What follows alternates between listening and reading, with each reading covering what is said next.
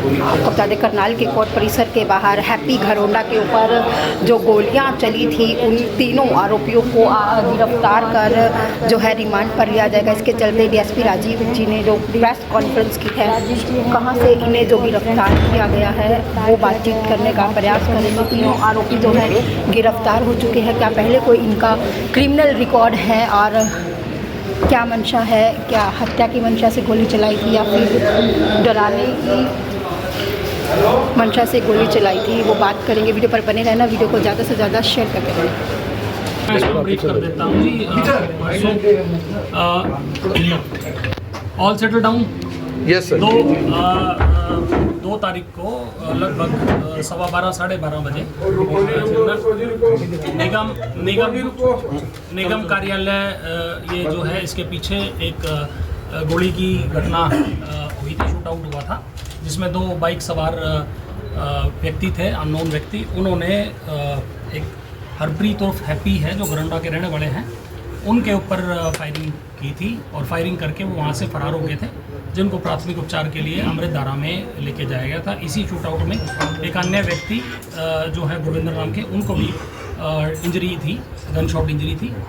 इस मामले में पुलिस ने एक FIR रजिस्टर की और फर्दर इन्वेस्टिगेशन के लिए special detective unit inspector Praveen के नेतृत्व में टीमें गठित की गई और इन्होंने मतलब लगातार काम करते हुए, दिन रात काम करते हुए इस मामले के जो मुख्य आरोपी हैं उनको गिरफ्तार किया गया है। फॉर रेफरेंस मैं बता देता हूं, इसमें अरविंदर उर्फ लाडी है जो बाय नेम FIR में मुलजिम भी है। उसके अतिरिक्त जो शूट आउट करने वाले थे, जिन्होंने गोली चलाई थी, नवनीत नामक एक व्यक्ति है और धीरज उर्फ नीरज, ये 3 व्यक्ति हैं जिन्होंने इस घटना को अंजाम दिया है। प्रारंभिक स्तर पर अनुसंधान है, अभी इन लोगों को गिरफ्तार किया है पुलिस ने और इनका आपराधिक रिकॉर्ड भी खंगाला हमने। उसमें हरविंदर उर्फ लाडी के खिलाफ अभी तक 3 मुकदमे होना सामने आया है, जिसमें लड़ाई झगड़े के मुकदमे भी हैं। इसके अतिरिक्त स्नैचिंग 395 के केसेस भी, चांदनी बाग जो पानीपत के मुकदमे भी होने सामने आए हैं। इसके अलावा जो 2 अन्य व्यक्ति हैं, इनमें से नवनीत उर्फ लाडी, इसके खिलाफ एक अटेम्प्ट टू मर्डर का केस ऑलरेडी रजिस्टर्ड है और जो तीसरा व्यक्ति है धीरज उर्फ नीरज, इसके खिलाफ एक अटेम्प्ट टू मर्डर का और एक आर्म्स एक्ट का केस रजिस्टर है। तो इसमें कार्रवाई करते हुए SDU की टीम ने इनको गिरफ्तार किया है और अब आगे जैसे इनका क्रिमिनल रिकॉर्ड है, इस तरह के अपराधी का police remand plus custodial interrogation की आवश्यकता होती है, तो ऑनरेबल कोर्ट से हम रिक्वेस्ट करके इनका पुलिस रिमांड लेंगे और जो बाकी लोग इसमें संलिप्त है और क्या किस तरह इन्होंने घटना को अंजाम दिया, उस बारे पूरी घटना को अनर्थ करते हुए हम उसमें पूरी इन्वेस्टिगेशन करते हुए इन्वेस्टिगेशन को कंक्लूड करेंगे और माननीय न्यायालय में इसका हथियार वगैरह भी सर मिले हैं?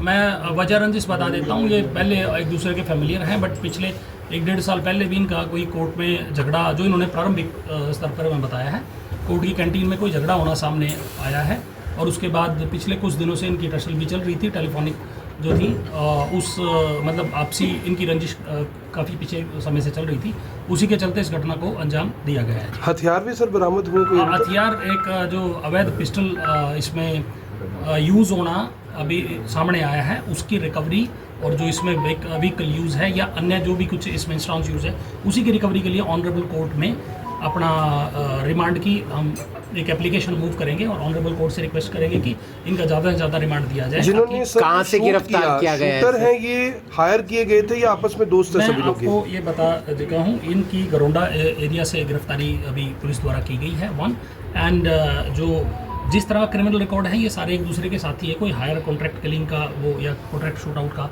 मामला नहीं है। ये एक दूसरे से फेमिलियर हैं, 2-2.5 साल 3 साल से पहले एक दूसरे के जानकार हैं और एक व्यक्ति इसमें घरोंडा का रहने वाला है, 2 जुडला गेट एरिया के रहने वाले हैं जो डेयरी का काम करते हैं, दूध की डेयरी का, and they are familiar with each other, पिछले 2-2.5 साल से एक दूसरे के संपर्क में हैं। तो इन्होंने सभी ने हममशवरा होकर एक षड्यंत्र के तहत इस घटना को अंजाम दिया है। बाकी लोग इसमें FIR में कुछ लोग अन्य भी नामजद हैं, जिनसे भी पूछताछ पुलिस द्वारा लगातार की जाएगी और अन्य कोई भी लोग इसमें इन्वॉल्व होगा उसके खिलाफ आवश्यक कार्रवाई पुलिस जिनको दोनों की हालत कैसी है? एक गोली और भी लगी थी किसी वकील को, मैं बता चुका हूँ। इसमें टोटल 3 गन शॉट इंजरी थी, 2 व्यक्तियों को थी। इसमें एक तो मैं हरप्रीत हैप्पी जिसको बोलते हैं हरप्रीत उर्फ हैप्पी घरोंडा, उसको एक मतलब 2 इंजरी थी उसको, एक इधर अपना 2 गन शॉट इंजरी थी और एक अन्य व्यक्ति जो वहाँ खड़े थे वो पब्लिक मैन थे उनको भी एक इंजरी थी और दोनों का इलाज चल रहा है और अभी तक जो डॉक्टर ने बताया दोनों स्टेबल हैं, तो कोई ऐसे मेजर इंजरी नहीं है एंड ट्रीटमेंट सक्सेसफुल।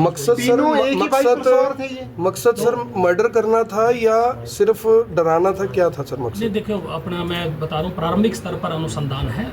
जो गोली चली है उसकी वजह रंजिश मैं आपको बता चुका हूँ और 2 व्यक्ति थे जिन्होंने शूट किया है। 3 व्यक्ति इस घटनाक्रम में इन्वॉल्व जैसे जिसके इंस्टांस पे हुआ है वो अभी तक जो पुलिस ने गिरफ्तार किए हैं, इन तीनों गिरफ्तार किया है। आगे भी कोई लोग इसमें इन्वॉल्व होंगे, चाहे वो किसी मतलब चाहे वो षड्यंत्र में हो, चाहे मौके मौजूदगी में, वो अनुसंधान के लिए पुलिस को और टाइम की और पुलिस रिमांड की आवश्यकता है, वो मैं आपको बता चुका हूँ। जुंडला का कौन रहने वाला है सर और वहाँ के कौन रहने वाले हैं जुंडला गेट अभी के? मैं आपको बताऊं, जुंडला गेट के 2 व्यक्ति हैं, एक नवीद है, एक नीरज उर्फ धीरज है। ये व्यक्ति हैं जो जिनके खिलाफ ऑलरेडी आपराधिक रिकॉर्ड भी है और इसी तरह के गंभीर अपराध के मुकदमे भी हैं। तो ये जुंडला गेट के रहने वाले हैं एंड जो गरोंडा का रहने वाला है वो लाडी हरविंदर उर्फ लाडी गरोंडा। ये 3 व्यक्ति गिरफ्तार हुए हैं। हैप्पी के ऊपर भी मुकदमे दर्ज हैं?